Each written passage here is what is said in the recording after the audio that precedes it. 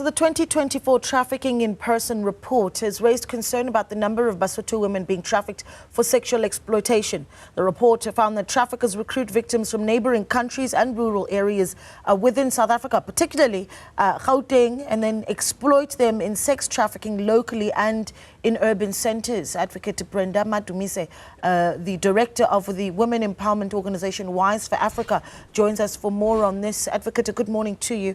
Thank you so much for joining us. I mean, this report really quite sad, and I mean, it is also public knowledge that South Africa is facing a tragic amount of human trafficking, also seen as a gateway country. But certainly the revelation that a lot of women coming out of Basotho are being trafficked out of Lesotho into South Africa for sexual exploitation. I mean, hearing that and seeing the report, your initial thoughts? Good morning, and thanks for having me, Naledi. The travesty and the tragedy around these issues, that they are not new, right? It takes reports such as these to bring the matter and highlight it and bring it to the attention of everybody else to appreciate the extent of human trafficking that is happening all around us. Now, if you look at that report, you would see that mostly women and children are the victims of human trafficking. Women are lured into non-existent employment opportunities. They, especially in Welkom and in Klerksdorp, and then Madadeni in the Eastern Cape. And if you look at the histories of Lesotho, and really for us to address why these things happen in the first place, why is South Africa seen as a gateway to human trafficking and drug trafficking? It's a combination of factors. But paramount and chief amongst all of them is the fact that you have countries, South Africa and the surrounding SADC areas, that have not given their citizens opportunities in employment and changing the material conditions. So when you have a dire situation of a woman or a mother who has not worked, who is desperate to feed her family or to feed herself, and someone comes and offers her an opportunity, and she has got no tools to verify the information and vet the information that is given before her, they are bound to find themselves in these precarious positions and end up being sexually exploited. And it's happening at an alarming rate. And unfortunately, and if you read that report on some of the recommendations, that there has not been proper coordination between South Africa and Lesotho on law enforcement coordination and really sharing of information and intelligence. Yeah, and that's going to be an important point, right? I mean, it's a wonder and almost shocking that you'd say that the report says there has not been, decent coordination between Lesotho and South African law enforcement agencies when Lesotho was, really enveloped by South Africa. So you'd think that relation would be a very easy one. What needs to be done? Where are the flaws then in the law enforcement communication between the two countries?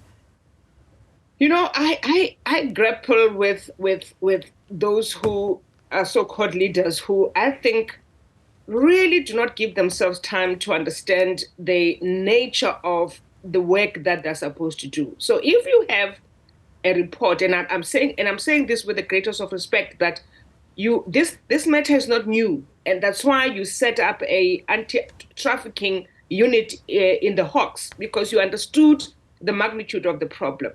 However, if you are not going to resource your law enforcement, because if you have a country like South Africa that has got multiple crimes happening at the same time at different points in this country, and you don't have the resources to deploy to be able to address this problem, and you can't address it solely with law enforcement and criminalizing people all the time when you are not doing the other bit on changing the material conditions of your citizens, doing away with unemployment, doing away with illiteracy, ensuring that people are educated, doing away with people being desperate to the point of living in squalor and in shanty towns and in shacks because they just want to have life and find something to do in the urban areas. And your rural strategy that you have been talking about for the last 30 years has not yielded anything. So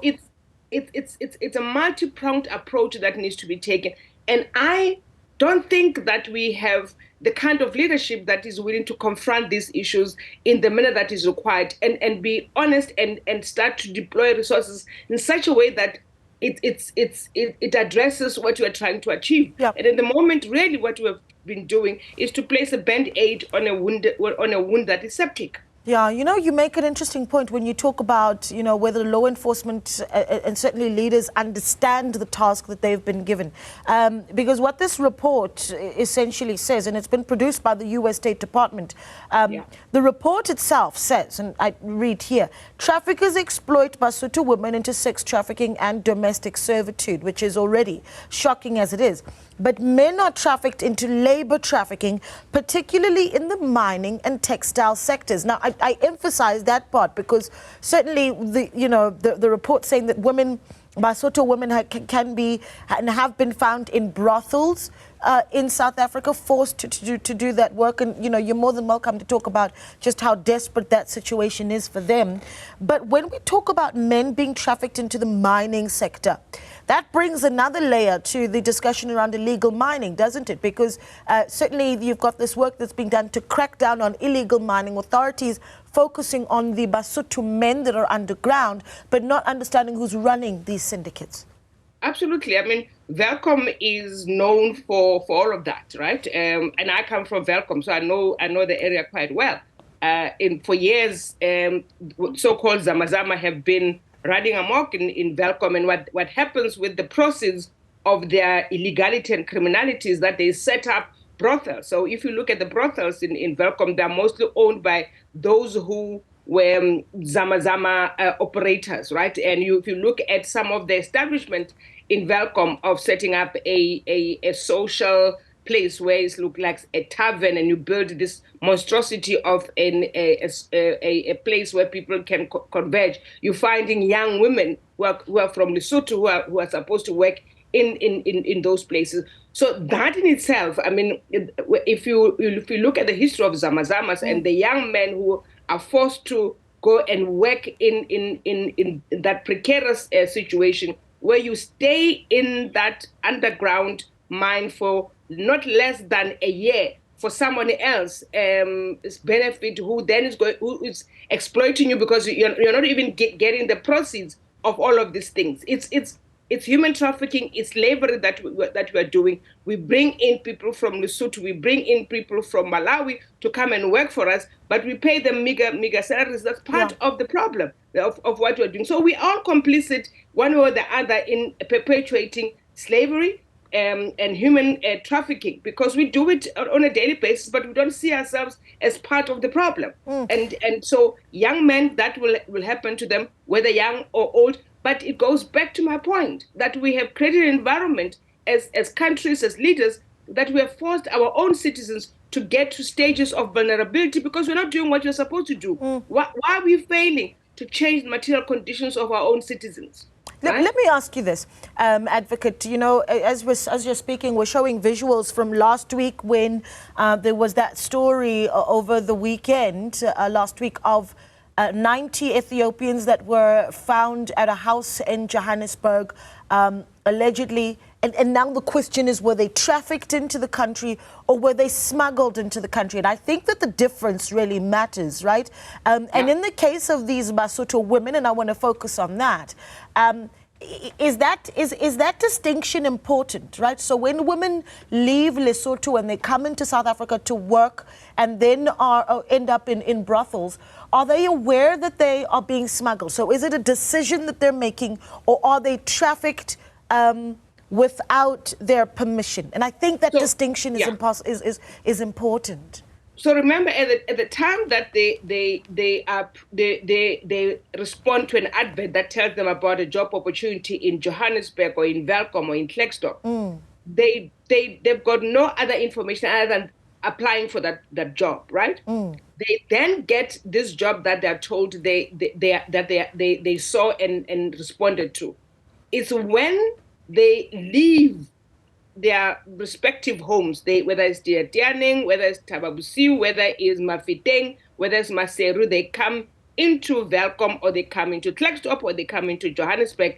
When they get there, it's not the job that they were told they're going to be doing, right? And then they are forced into something else, right? Something else being you. And so this is what happens with human trafficking. We strip you of your dignity and identity. So we take your passport away from you. We put you in a room you can't do anything unless we are instructed to do something, right? So that's when you realize that these people are being trafficked. They're not there on their own accord, right, for that particular specific purpose. They believed that they were coming to do a particular job, and they responded to an advert that told them that there's a job to do something. And when they get it, they realize that they're sex slaves, that they've got a pimp or someone who is hovering over them and making sure that they don't run away, or they, and ensuring that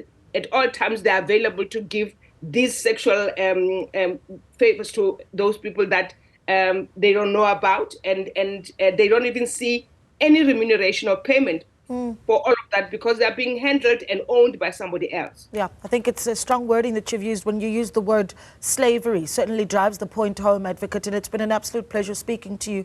I imagine a matter we'll keep talking about in the future as well. Advocate Brenda Madumise, the Director for Wise for Africa, which is, of course, a women empowerment organization, calling for law enforcement authorities in Lesotho and South Africa to coordinate better in order to curb the human trafficking of women, but also men from Lesotho into South Africa.